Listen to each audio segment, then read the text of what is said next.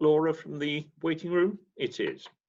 Okay, ladies and gentlemen, good afternoon and welcome to this Zoominar organised by the All-Party Parliamentary Group on Hong Kong, which is a recently established all-party group to give higher prominence to Hong Kong and its issues within the British Parliament. It's achieved 2 records since its launch on the 5th of November. It was the shortest lived all-party parliamentary group, having been disbanded again an hour and a half after it launched because Parliament dissolved for a general election and all its groups dissolved with it. Since it was re-established, it had more Zoom meetings than the rest of the parliamentary groups put together. So it is one of the busiest all-party parliamentary groups, and its most successful one, which you can find on the White House Consultancy website, was with Lord Chris Patten, the last governor of Hong Kong, where we were joined by 100 members from both houses of Parliament. I have a number of apologies for this evening.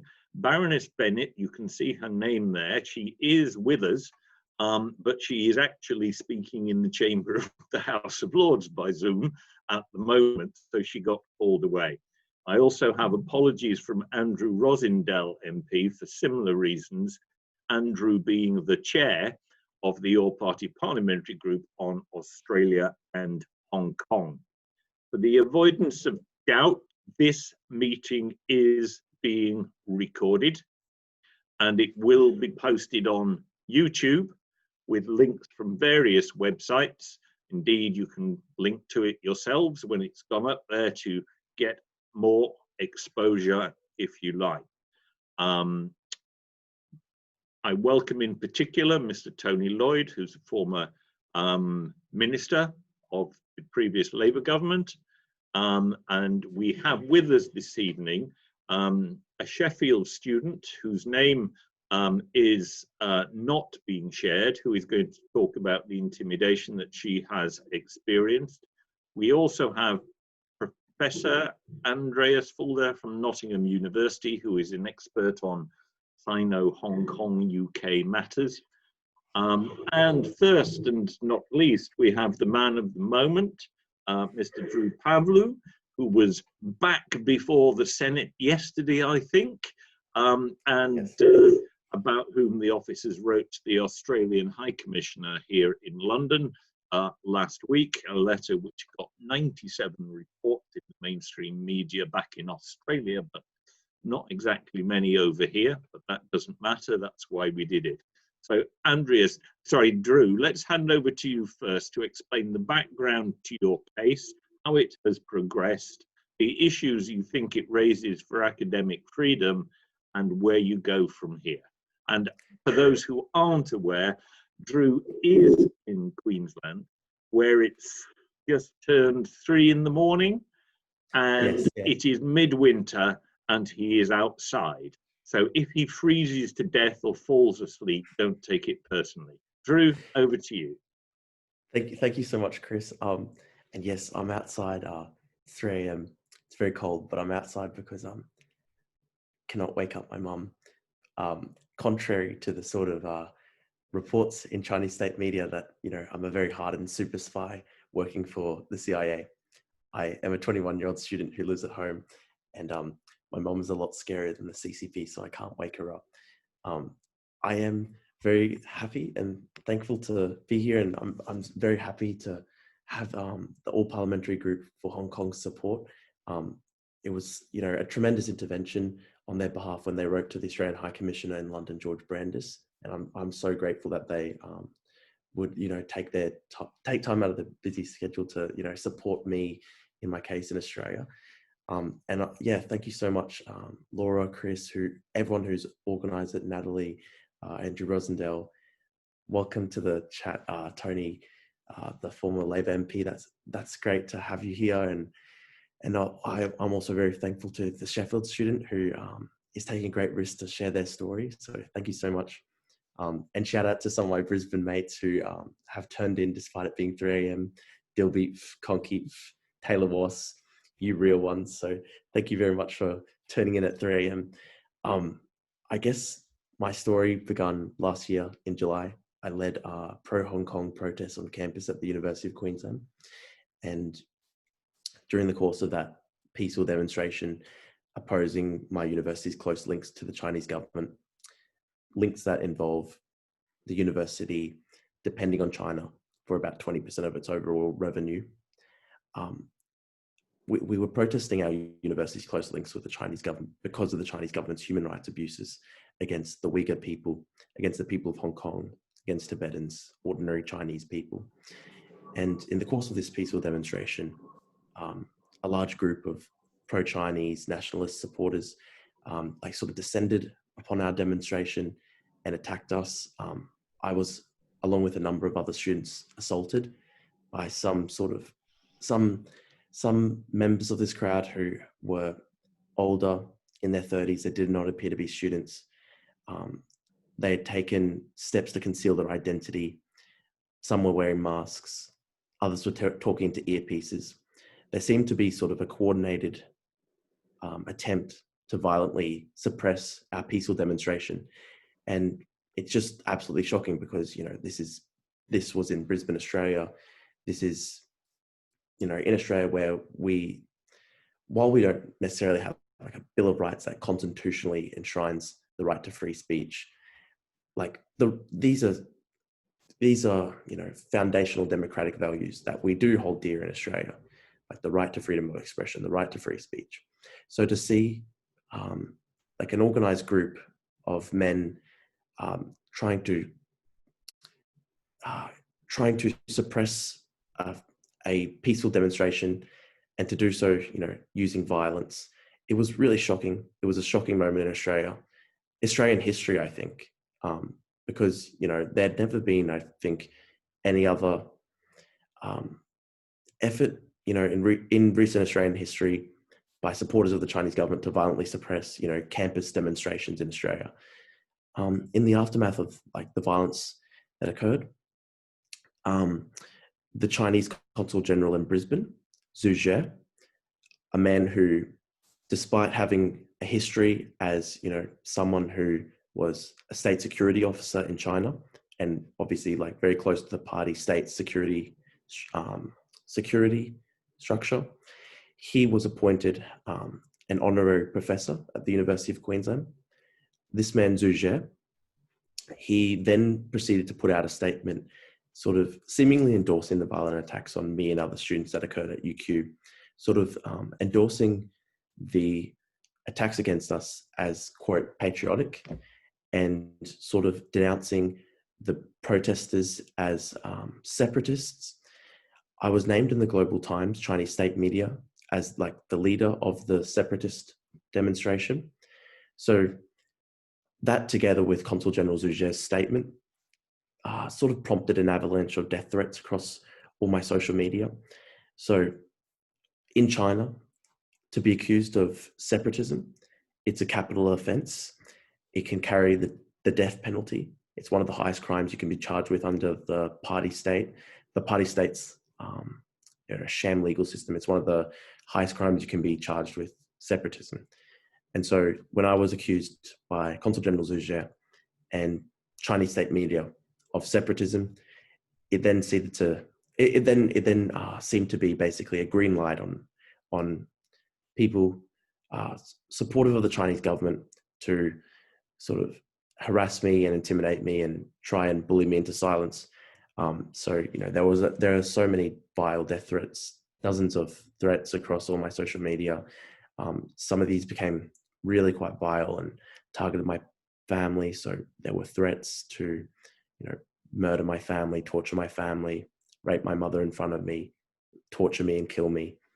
These were like, you know, very vile threats, and they were aimed at trying to scare me away from continuing to, you know, engage in protest activities related to the Chinese government's human rights abuses in Australia. So in the wake of this, unfortunately, the University of Queensland didn't seek to protect me or any other students supportive of, you know, Hong Kong and supportive of Tibet and human rights in China. Instead, the University of Queensland seemingly sided with Consul General Zhu Jie and, I guess, the supporters of the Chinese government. So we had the University of Queensland on the evening of July 24th, not reaching out to me or any other students impacted, but instead actually reaching out to the Chinese consulate, sending off statements in their own words for review. There were leaked documents from the University of Queensland that showed that on the night of July 24th, when this violence had occurred on campus, the University of Queensland was not, liaising with students to protect them. They were actually liaising with the Chinese consulate to, assure the Chinese consulate that their response had been appropriate and that they would be, working to, rectify the situation. And then in the days following this, senior university administration officials talked to student union leaders, and they informed student union leaders that they were to stop me from holding further protests. I was outraged by the violent attack on our protests, so I organized a peaceful demonstration the following week to sort of condemn the attempts to violently suppress free speech in Australia and try and voice our defiance in the face of these threats. And the university I had posted the time for this further protest, July 31, 12 p.m. And the university sent me emails asking me to come into the university on July 31 at 12 p.m. for unrelated disciplinary matters. So it seems the university had gone through its system and its files and tried to find whatever things they had on me to try and stop me from holding the further rally. When this didn't work, they called me into a security meeting where they listed a set of conditions under which they would allow us to hold the rally, threatening to send police to disperse the rally if we didn't hold to their conditions. These conditions were very draconian. It was basically a direction that we adhere to their request that we hold the rally in a free speech designated area that the university had provided for us, which in practice turned out to be a grassy knoll, a patch of grass behind a car park far from the centre of campus, behind a set of large security fences so no one could see us. When we said that we wouldn't be adhering to these conditions, a member of the university senior administration, he sort of gave me a godfather-like threat, a veiled threat. He said, "We like you being a student at the University of Queensland. We want that to continue into the future." A veiled threat seemingly that if I were not to hold to their draconian conditions regarding the rally, I would be, I'd have my enrollment threatened or something like that. That was the first time that my enrollment was threatened by the University of Queensland, and that was July last year. And there was no attempt to remove Consul General Zhu Jie from his post as an adjunct professor at the University of Queensland, despite the fact that Zhu Jie had actually seemingly endorsed violent attacks on UQ students. So just an extraordinary response from the University of Queensland, where instead of siding with ordinary students who were being threatened and violently attacked, they sided with basically the oppressors. And I guess there were attempts made on my behalf to try and reach out to the university administration officials. I reached out to the university. I tried to have a meeting with the vice chancellor, the sort of, leading figure at the university, a man who had been an executive consultant to Hanban, the Chinese government organization that oversees the operation of Confucius Institutes worldwide. And he's a man who was flown out to Shanghai in 2012 to be awarded the Most Outstanding Individual of the Year award by Hanban. The Chinese vice premier strung a medallion around Peter Hoy's neck for his efforts promoting Confucius Institutes worldwide, which, read promoting Chinese government propaganda worldwide. Like our vice chancellor at the University of Queensland had actually been given Chinese government awards for promoting their interests abroad. And it also came out that last year, and this only came out because a member of the Australian Parliament spoke out using parliamentary privilege, using documents from a whistleblower from within UQ. A senator of the Australian Parliament revealed that Vice Chancellor Peter Hoy was being directly financially compensated for his efforts promoting the university's relationship with China. So last year in 2019, Vice Chancellor Peter Hoy was awarded $200,000 in remuneration by the University of Queensland as a bonus, in part for his efforts developing the relationship with China, which we all know, means developing the relationship with Chinese government officials. So I tried to meet with Vice Chancellor Peter Hoy, and all my attempts to meet with him were kind of stonewalled, and there was never any response from his office. And so I thought, what's one way I can get a seat at the table if they refuse to meet with me? Well, I'll run for the University Senate, which is, I guess, the board that governs the university. So I ran student elections for the University Senate. There was an attempt, I think, by the university to try and, stop my election. So one senior university administration official at the University of Queensland, she sort of boasted that she had recruited a candidate who ran against me. And this candidate proceeded to run a Chinese social media campaign that included Mandarin blog posts saying, "Vote for me to stop Drew Pavlou's Hong Kong activism on campus. He's a troublemaker." So it seems like the university basically recruited a candidate to run against me, a candidate who would proceed to basically use a Chinese social media campaign against me, which ultimately threatened my safety. During campaigning for these elections, I was assaulted on campus. And when I was ultimately elected, despite all this, supporters of the Chinese government, Chinese students, they ripped down the Hong Kong Lenin Wall that was on campus. They ripped down the Hong Kong Lenin Wall, and they put up a photo of me that said, "This is what happens if you insult China." So basically, as a kind of, they basically were sending a message, I was elected, so they would punish Hong Kong students for electing me by ripping down their Lenin Wall.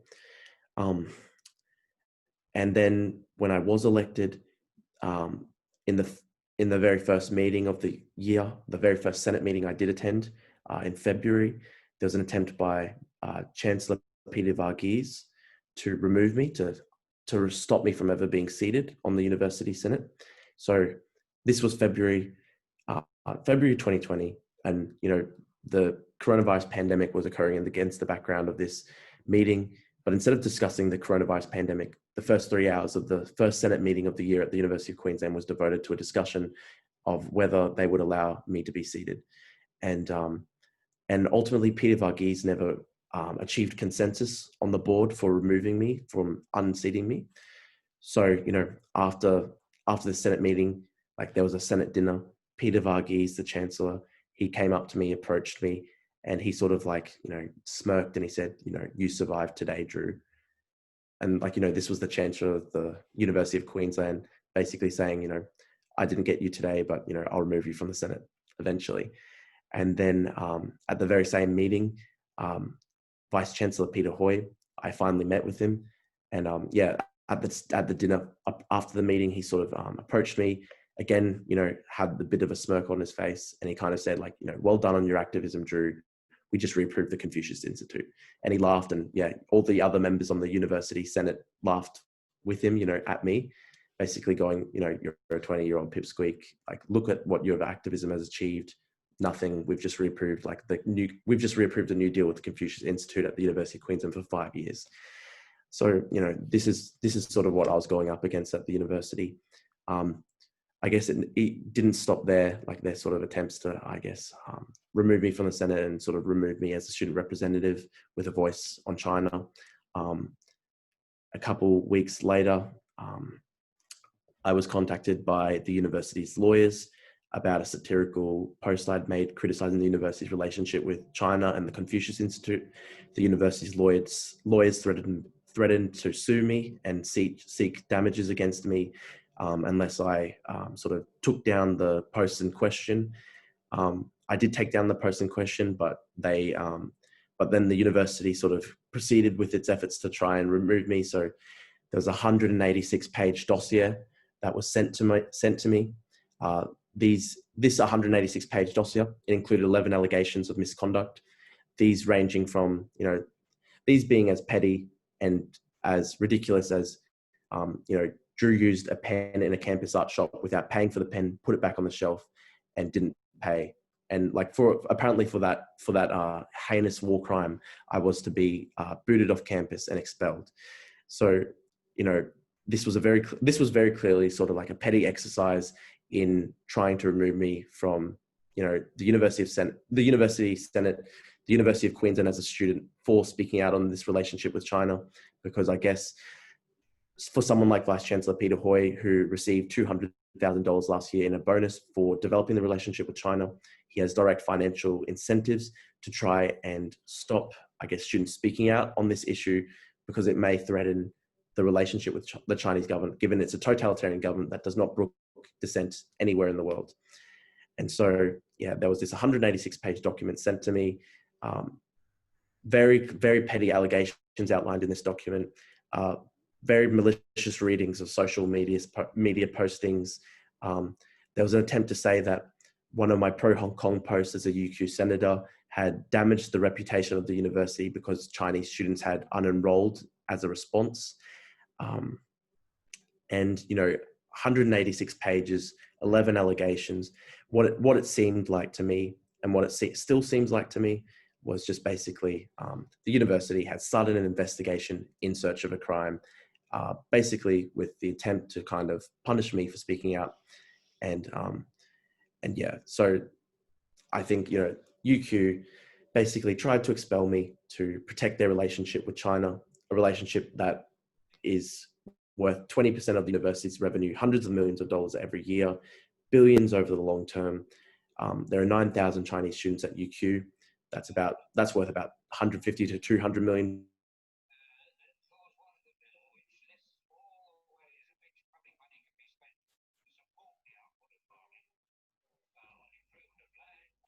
Okay, I think we may have just lost Drew the connection. Apologies, everybody. This is Natalie Bennett coming in. I'm back from the House of Lords. And if I can offer my personal welcome to everyone who's here. And it's Drew still seems to be frozen on my screen, and we've lost him for the moment. But I will say anyway, and if we can pass this on later, I think we would all like to say from the APPG on Hong Kong, certainly, you know, thank you to the huge amount of work that he's doing as standing up for human rights and standing up for academic freedom. And I think probably since we want to allow plenty of time for Q&A, I'm just going to move straight on to our next speaker, who's Professor Andreas Fulda, who's a senior fellow at the University of Nottingham Asia Research Institute. We have got in tonight's call something of a Midlands, South Yorkshire connection, since I'm speaking from Sheffield, and we have later a student from Sheffield University speaking. But Dr. Fulda has specialised in democratisation studies, in citizen diplomacy, as well as EU-China relations. He's applied social and political science research, bridges theory and practice, and aims to shape European policy on China. So over to you, Andreas. Well, thank you so much for having me. I've been invited to share my views of the Chinese Communist Party's infringement of academic freedoms in the West. And I think Drew's testimony just now really struck a chord with me, and I think it's been you know, quite a saga which can inform our thinking about the issue we're dealing with. The following, I want to talk about three interrelated issues. The conceptual errors of Western China engagement, financial dependencies of British universities, and self-censorship among China specialists. And I will also make the case for a partial renationalization of higher education. So what's the problem we're dealing with? Let me just start with the conceptual errors of Western China engagement. One of the core assumptions was that the value transfer was a one-way street. In reality, however, it is a two-way street. Now, while the West has courted the Chinese market, the Chinese Communist Party has exploited the weaknesses of Western institutions. And after years of austerity policies, many Western institutions, for example, the higher education sector, are now hollowed out by an excessive marketization drive. So the reality is that many British universities are now financially dependent on overseas student recruitment to sustain their day-to-day operations. international students from China pay considerably higher tuition fees than our home EU students. But the problem is that such financial dependencies, and Drew alluded to them, on overseas recruitment can be leveraged by the Chinese Communist Party for political gain, thus exposing UK academia to undue foreign influence and interference. But don't just take my word for it. Dr. Catherine Owen of the University of Exeter highlighted in her written submission to the Foreign Affairs Committee, and that was the inquiry about autocracies and UK foreign policy, that, and I quote, China's internationalization or internationalizing trend in higher education has been accompanied by domestic attempts to curb the influence of educational norms and values associated with the West, unquote. So I think it's not far-fetched to say that the totalitarian turn in Xi Jinping's China creates considerable pressures on British universities to be deferential to the Chinese Communist Party. The problem, of course, is that such deference of British higher education institutions to an increasingly totalitarian China is not in our British enlightened national interest. Universities should be the place for vigorous debate, not self-censorship. And Charles Parton has pointed out in his report named China-UK Relations for the Royal United Services Institute, and I quote again, the CCP encourages self-censorship and self-limiting policies in spheres which it sees as harming its interests, unquote. Now, this view is actually supported by empirical research conducted by Sheena Greitens et al. She and another colleague wrote, and I quote again, the indirect effects of repressive phenomena affect a far broader community. Most China scholars believe their research to be sensitive. A majority adapt their conduct to protect themselves and others, and most express concern about potential self-censorship, unquote. Now, why is that a problem? When China specialists self-censor, both policymakers and members of the public do not hear what they have to hear. And you see, whether we are dealing with the cover-up of COVID-19 or the incarceration of more than 1.5 million Uyghurs and Kazakhs in internment or labor camps, or the suppression of Hong Kong's democracy movement, or Xi Jinping's threat to annex Taiwan by force. How comes that so few UK-based China specialists are willing to publicly condemn the Chinese Communist Party's rule by fear? The reluctance of China specialists to join the public debate not only undermines the quality of our China discourse, but also deprives us of better informed policy options. And this means that if we want to defend enlightened British national interests, we need to create conditions which allow academics to speak without fear or favor, and that includes students. But let me just briefly talk about the deeper malaise of British higher education. I think this is really a timely issue. If we care about the United Kingdom's national security, we actually need to question the wisdom of privatizing public goods. Unless we, at least partly renationalize higher education, British universities will remain financially dependent on overseas student recruitment. And such financial dependencies on overseas student recruitment is not only problematic since it exposes the higher education to influence and interference by autocracies, the topic of today's webinar. Such dependencies also expose our higher education sector to the risk of market failure. So just think of COVID-19 here for a moment. There have been reports that there are now 13 universities which are at the high risk of bankruptcy. So if they fail, this will have far-reaching knock-on effects for cities across the UK who rely on universities to stimulate their local economy. So let's take the University of Nottingham as an example. Here in Nottingham, we have, two universities, University of Nottingham, Nottingham Trent. So we have two universities, yeah? But even though I don't think it's likely, but just for the sake of argument, let's assume the University of Nottingham goes bankrupt. The knock-on effects would be disastrous. It would deprive the local economy of more than £781 million and would directly affect about 16,000 jobs in the East Midlands. Now just think of, let's say, a city where there's only one university. If that goes bust, this will be a disaster. So we cannot afford this scenario to play out in reality. Okay, so let me come to a close. What could be a possible solution?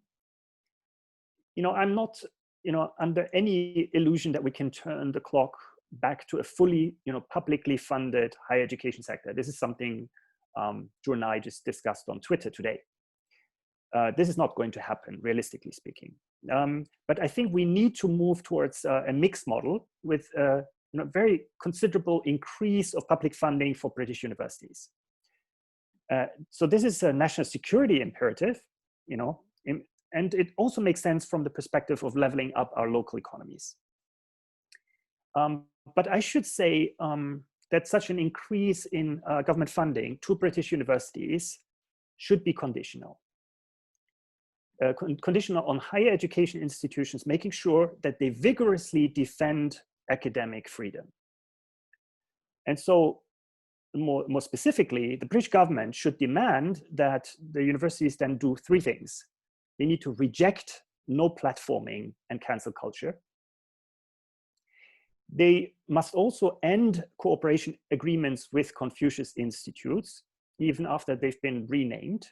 Not least since they do encourage self-censorship. They can exist, they should, but then they should, rent their offices in Sheffield town centre, in Nottingham, in Liverpool, in London. They have no place on campus. And even more important, the British government has to demand that British universities end their current pilot initiative, which aims at aligning online content for international students in China to make it safe, for consumption in China. But that means aligning this kind of content with CCP censorship instructions. It is, I think, a scandal that such a pilot is underway. University commissioners should look into this, and I would hope that members of parliament will also pay attention to this development, because this is completely unacceptable and should be addressed, and this kind of pilot initiative should be ended as soon as possible. So all of this means that the British state in the future will have to play a much more decisive regulatory role in the future. So these are my prepared remarks, and thank you again for the organizers for having me today.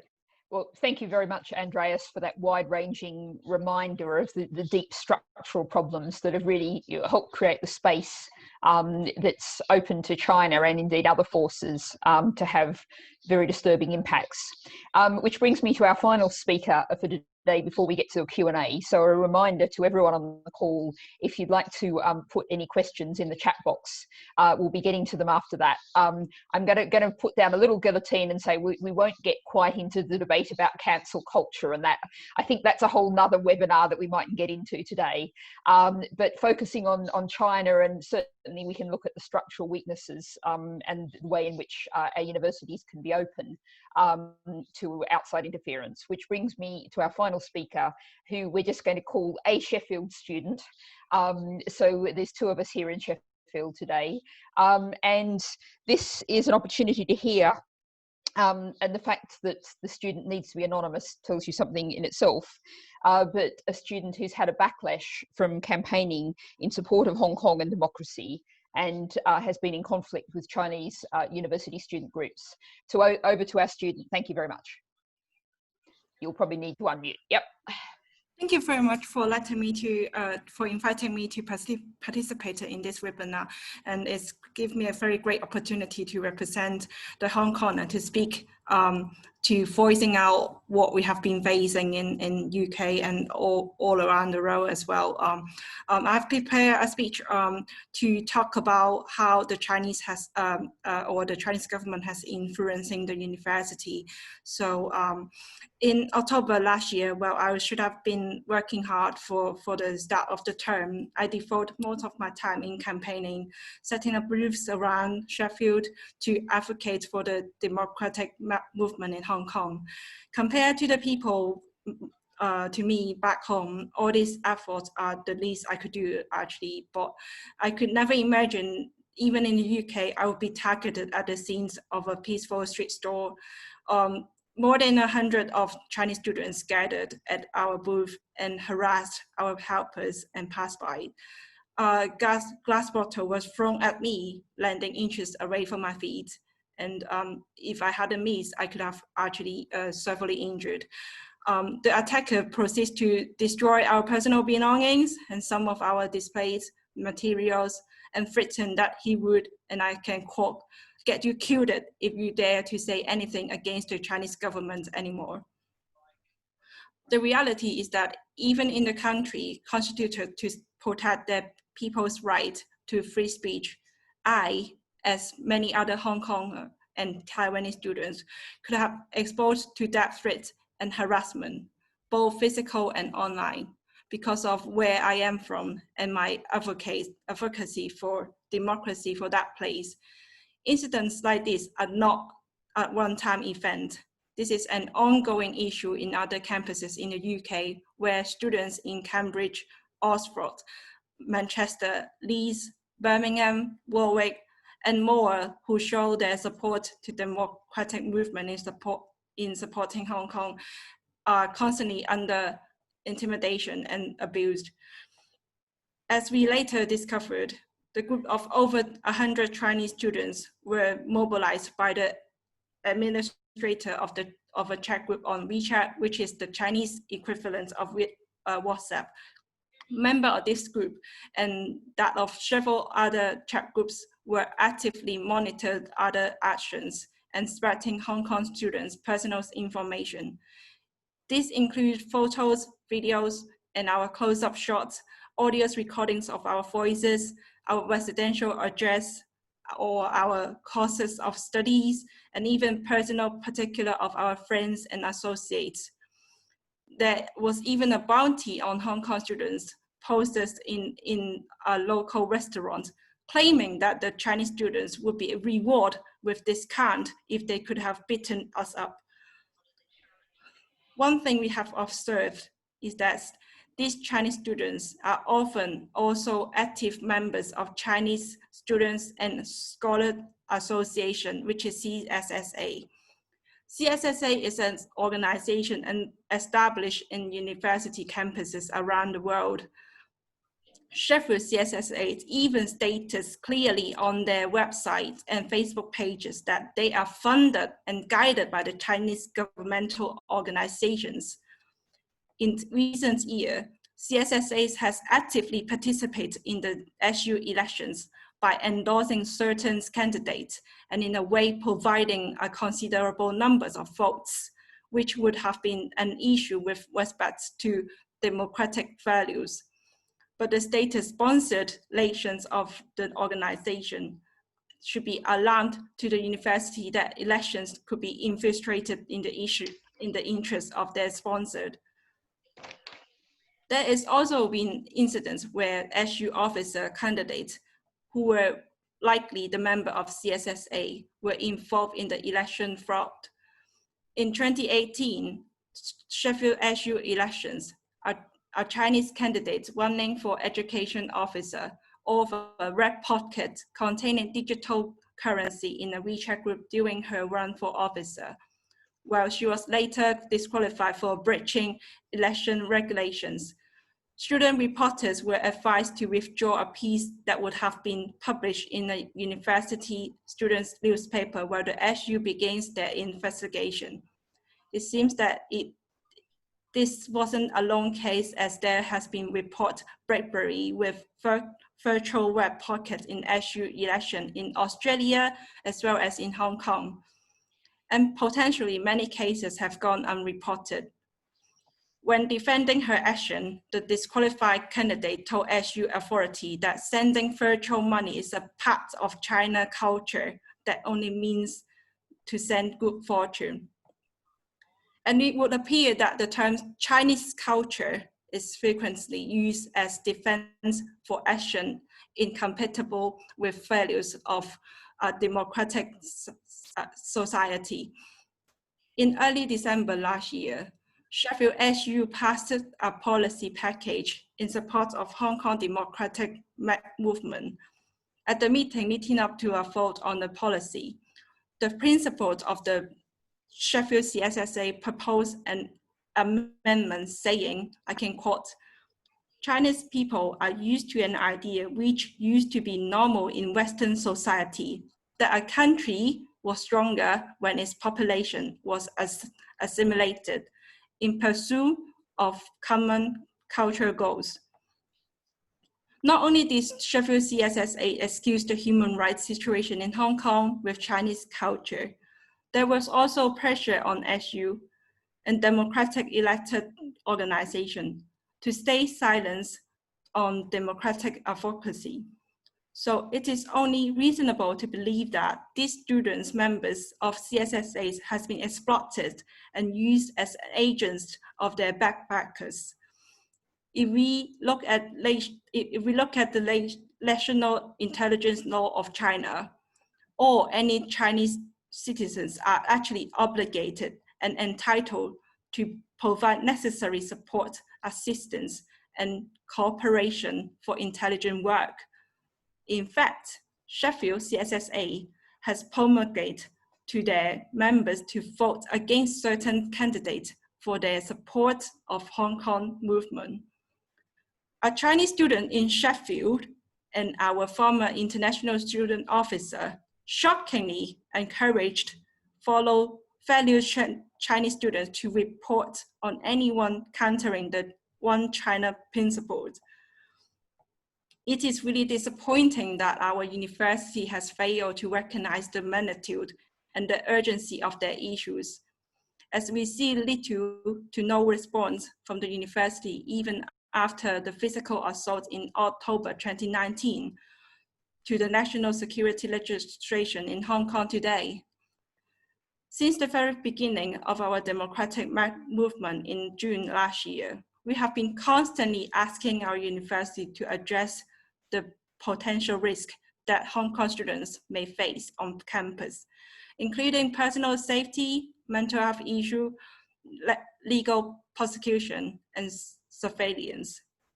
Regrettably, the only official statement ever made by the university after SU passed the supportive policy was a Chinese-only post Weibo, a Chinese equivalent to Facebook with rather exclusive Chinese audience, stating that university and SU are separated and they are proud of the diversified culture in the campus and still welcome Chinese students to study here.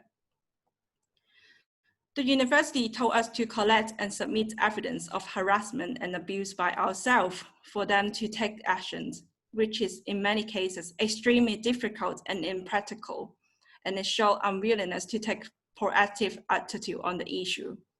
The way we see it, university should refrain for treating our life and death matters and one-sided oppression of our fundamental rights and simply political dispute and cultural difference between Chinese and Hong Konger, or even Taiwanese students. This has minimized our struggle and has failed to see bigger impact on academic freedoms and freedom of speech. It is increasingly evident that the academic freedom and the freedom of speech in UK campuses are being deliberately and systematically undermined by the Chinese state-sponsored organizations or highly influential social media groups to encourage and mobilize students to target other students with specific nationalities and beliefs, and to promote agendas that undermine the value of UK university. However, we can see universities in the UK are still willing to compromise their values by, as reported by the BBC recently, introducing online curriculums that only contain materials that are approved by the Chinese internet firewall. Universities should protect their students as well as their core values. However, the increasing financial dependency on Chinese students creates an environment where it does not make financial sense to stand up against these attacks. I hope the Parliament can look further into financial dependency of university as well as the significant impact of both the state-funded organization and these highly coordinated and influential social media groups to the academic system and the safety of the student on campus. The government may also want to consider taking further measurement to examine visa application from students closely associated with Chinese officials. Also, the lack of awareness of significant impact of these events in the administrative level of university is determination, as they lack genuine effort and motivation in tackling this issue in campuses. Hopefully, the government can assess university by providing guidance and to raise awareness of this issue within the university administration level. These attacks on the core values of UK should not be ignored or assimilated as diversity. This kind of intimidation and mob behavior should not be part of any university culture. I hope university can recognize this as one-sided abuse, and taking a natural stand would further compromise the academic freedoms, freedom of speech, and the democratic system in the UK. My case in Sheffield is just an iceberg, but I believe there are more and more Hong Kongers in UK or even around the world are affected by this situation. So I hope the international community could face the truth and to take action in order to protect the human rights law, for human rights and the freedom of speech for everyone. Thank you very much. And I think we can all say thank you very much for what you've done. And I can see applause, which doesn't quite entirely work on Zoom, but it's definitely out there. And I also want to say, as a resident of Sheffield and member of the House of Lords, your university should be protecting you, but please do get in contact with me and I'll see if perhaps some of our local councillors and anything we can do to help. And that applies to around the country. So we're going to try and end on time at 7 o'clock. We're thinking of poor Drew in the early hours of the morning in Australia, out in the cold, and everyone else who may well have other commitments. But just a reminder to anyone who wants to ask any questions, that if you could put them in the chat box. But I think we've talked a lot about what's happened over recent years and recent months. But I think obviously there's been massive changes in terms of with the national security law, what's happened with the British government offering BNO passport holders a potential route to settling in the UK, similar to kind of developments in Australia and other places. So perhaps Andreas, if I can come to you and just if you can sort of briefly reflect on what impact the very recent changes of the past few weeks, how the situation has changed. I mean, one of the things I've certainly noticed is the sort of advocates of China in the House, in the Commons and the Lords have gone very quiet. So I just wonder sort of how you think things are likely to shape up in the university context, given recent developments. Okay, well, thank you so much for making another brief comment on the situation. In my view, when it comes to China policy, we basically have two camps. We have, and this is an oversimplification, but just for the sake of argument, we have the money men, people who have a strong interest in trade and commerce with China. And we have another faction of people who are more concerned about national security, but also democracy and human rights. And in the past, I think the money men were dominant. They made this argument that, we can enrich ourselves by engaging with China commercially, and that will be this kind of win-win situation. But that kind of narrative has kind of collapsed. I think very few people still are willing to kind of, make that argument publicly. And in my view, what we're seeing now is that those who advocate for a better defense of British or Australian or whatever German national security / democracy and human rights, I think that camp is winning the argument. How that will translate into very specific policies, I think this will be a job for politicians and parliamentarians to kind of develop very specific proposals. But I think it's quite. I agree with you. That is kind of the direction of travel. And I think it's very important, if you may allow me just one final comment, that we overcome this very binary kind of thinking, either we go engage in this, naive China engagement, or we, pursue reckless, China containment. We need to kind of constrain the excesses of the Chinese Communist Party at home and abroad. And there's three things we need to do. We need to provide incentives for good behavior. There needs to be deterrence for bad behavior, and there needs to be punishment when deterrence fails. And that's, of course, something that is uncomfortable. It's something that Western politicians don't like to talk about because it's really playing hardball. But I think we understand now that the Chinese Communist Party has decided to play hardball with us. So we have to, step up to the challenge and respond, through what I call China constrainment. I think that sounds like a very interesting and very good model, although I must admit that in the newspapers this morning we had talk about sending an aircraft carrier to the Far East, and that did make me wince and express concern. But I'm going to come to a question in the chat box from a student from the University of Liverpool who just has initials, so I'm just going to leave it fully anonymous. And noticing that particularly the management school is very much, has so many Chinese students that it's pretty well dominated. And so that actually the students, there are modules directed specifically at them. And so the students aren't really getting the international experience. So I'm perhaps going to start with the Sheffield student and then maybe come to you after, Drew. But as our Sheffield student, do you feel like the university is truly offering you a British education, or are you starting to see things where they've made the education so tailored to Chinese students that that's actually kind of damaging what you're being offered as a student? So perhaps Sheffield student, if you're able to respond to that. I would say in some kind of courses, they are quite tailor-made to let more, in order to let more Chinese students to be able to join the course or to be able to participate in the course. For example, they would lower down the requirement for IELTS, or they could maybe make a English learning course for them to prepare before they could go into the university.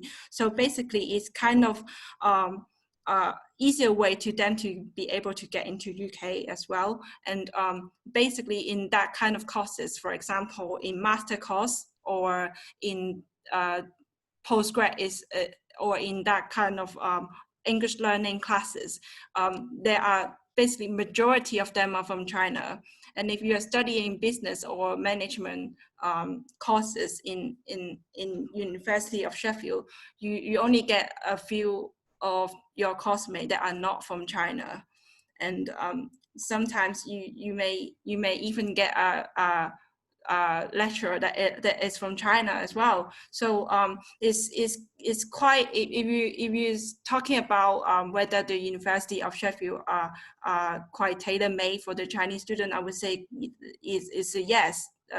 So they basically trying to earn more money, and even I think they have an agency as well to let them connect and promote in China. And that's why there are more and more Chinese people going to Sheffield to study, because there are an agency that is spreading and promoting the University of Sheffield basically in China. So it's very easy for them to get into Sheffield as well.